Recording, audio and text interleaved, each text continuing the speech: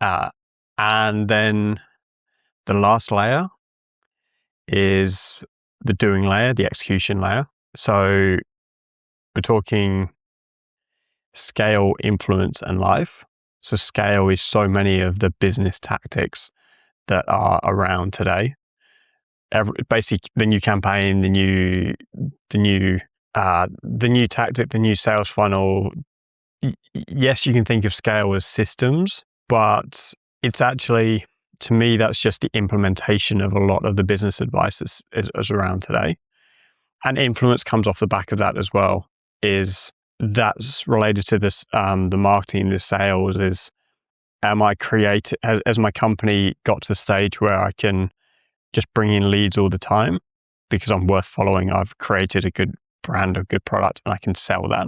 And then life, and that's kind of where everyone wants to be, is what's the perfect life that they actually want to get to. And it's amazing how often that I find that people don't actually know what they want. They're just doing business because that's what, I'd say the 1 out of every 30 person in a class at school, they were the weird business one. They went off and did the business thing like I did, and they are doing it because that was the different thing, but they haven't actually stopped to ask what they want at the end of this. And that even then leads back into identity. If we're looking at this from a circle, is, well, do I actually want my life to be, let's call it free and easy in a lifestyle business, or do I want to just ruthlessly grow? And what's the reason for ruthlessly growing? What would I be proud of in 20 years' time that's really worked for me? I don't have an answer for either of those for you. I know for me, it is ruthless growth, because I think I have an amazing thing to share with the world. I think the framework and then the products that I have are amazing, and I genuinely think they can change the world. So yeah, I want to work hard to bring this to the world.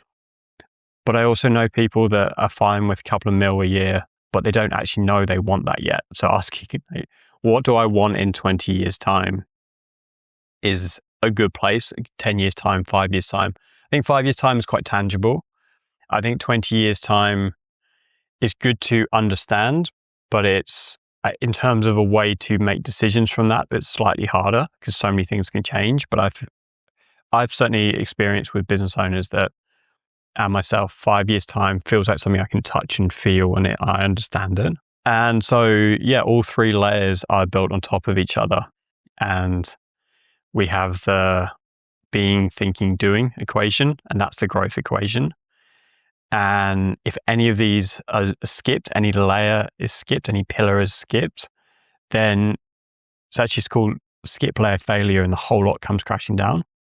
So it's actually a lot more fragile than I think lots of people appreciate.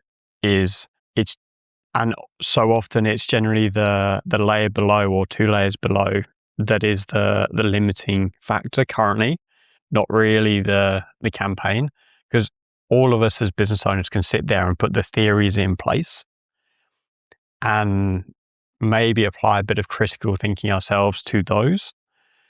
But I think viewing everything from the being, thinking, doing layer, just even running that framework on what is going to happen next in the business, opens up so many new avenues of thought and ideas. And I think the identity and the safety and the energy, they're not things that I feel like business owners have to work on for 20 years to get right.